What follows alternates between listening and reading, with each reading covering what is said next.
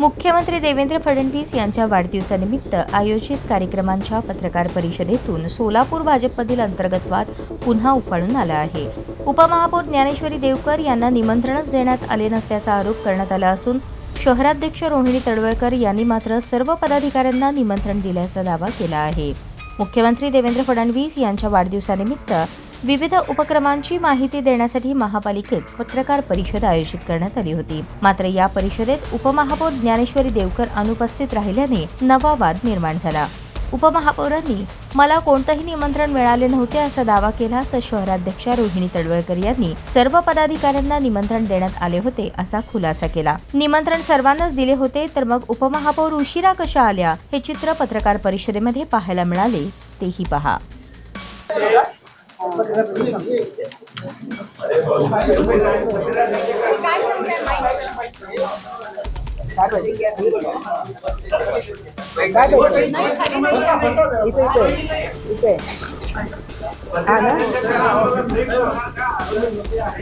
झालं की आता आम्ही आभार मानले. धन्यवाद. जय हिंद, जय महाराष्ट्र.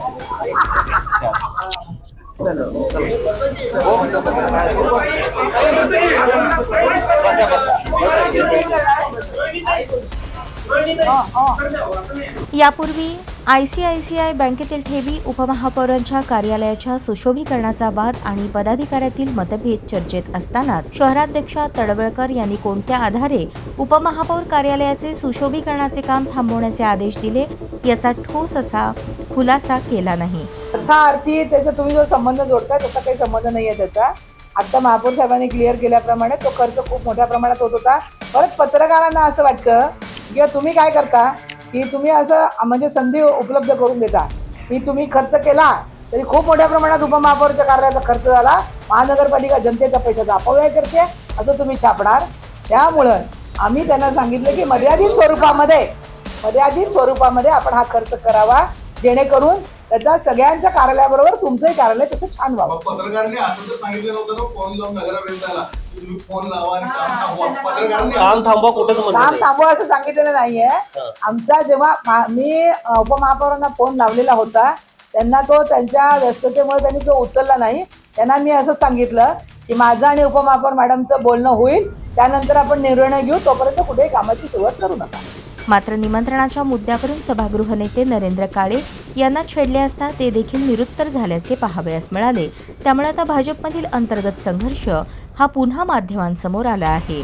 मी या संदर्भात मला स्पष्ट करतो की ज्यावेळेस उपमहापौरांनी हे काम सुचवलं, माझी आणि त्यांची या संदर्भात चर्चा झाली. उपमहापौरांनी काम सुचवलं, त्यांनाही कल्पना नव्हती की या सगळ्याचं इस्टिमेट 8 लाख रुपये झालं.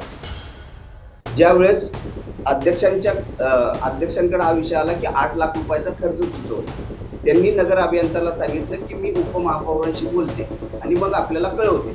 आणि ज्यावेळेस उपमहापौरांशी अध्यक्ष बोलल्या त्यावेळेस उपमहापौरांनी पण हेच सांगितलं की मला अपेक्षित नव्हतं की एवढा मोठा खर्च असेल, आणि एवढा मोठा खर्च असेल तर मी माझ्या सभागृहात तो करणार नाही. बरोबर आहे. अध्यक्षांनी नगर अभियंत्याला फोन केला म्हणजे सभागृह नेत्यांना उपयोग करण्याचं वाटत नाही का? अजिबात नाही. नाही या संदर्भात तुम्ही नीट समजून घ्या की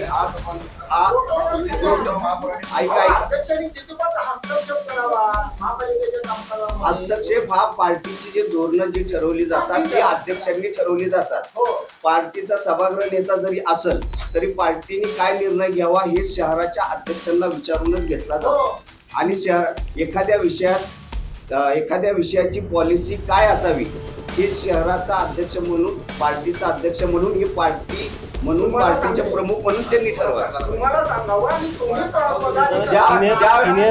ज्यावेळेस त्या सिनियर नगरसेविक आहे, ज्यावेळेस नगर अभियंत्यांनी डायरेक्ट त्यांच्यावर कानावर घातलं त्यावेळेस त्यांनी सहजरित्या त्यांना बोललाय याला काहीतरी पत्र देऊन अडवलंय, ते व्हायलाच नाही पाहिजे असा काही विषय नाही.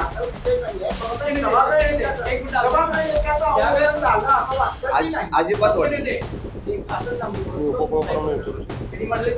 येत आहेत त्या आले त्या आल्यात त्या नाही अजिबात नाही. कोणी कोणी कोणी कोणी असं झालेलं नाही. अरे मला सांगा मी अध्यक्ष आहे बोला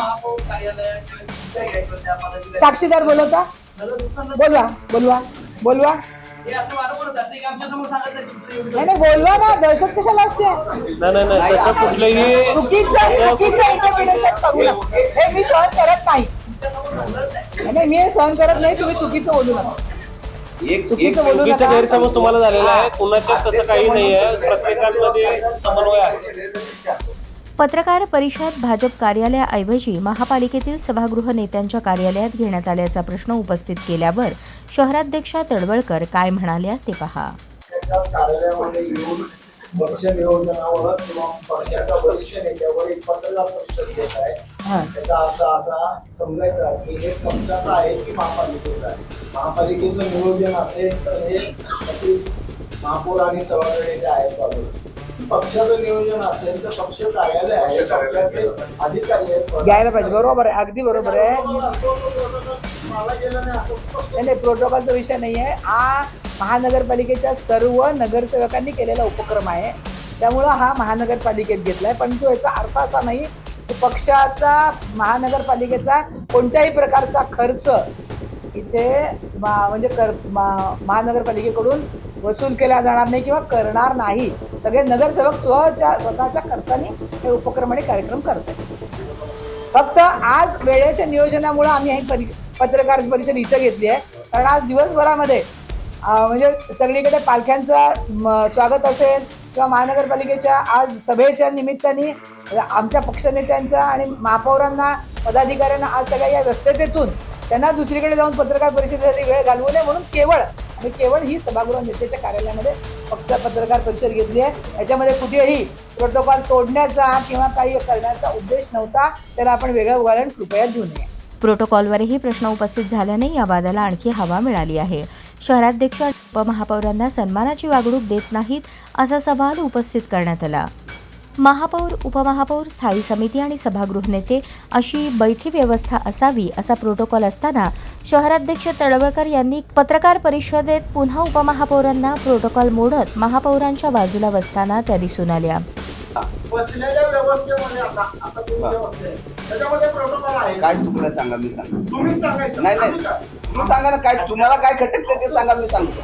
महापौरानंतर नाही अध्यक्ष पत्रकार परिषद घेते महापौर म्हणून आपण या ठिकाणी पत्रकार परिषद पक्षाची चालू आहे. महापौर साहेब, आम्हाला उशिरा आलो तुम्ही. हा. पत्रकार परिषदेत महापालिकेच्या कार्यालयात तो प्रश्न झाला म्हणूनच मी त्यांना प्रश्न नाही विचारतो. बसलेल्या असा व्यवस्था आता उशिरा आल्यामुळे त्या घेतल्या सुरू केल्या अध्यक्षांच्या पत्रकार दोन्ही परिषद. बाजूला आमचे सगळे पदाधिकारी आमच्या दोन्ही बाजूला आहेत.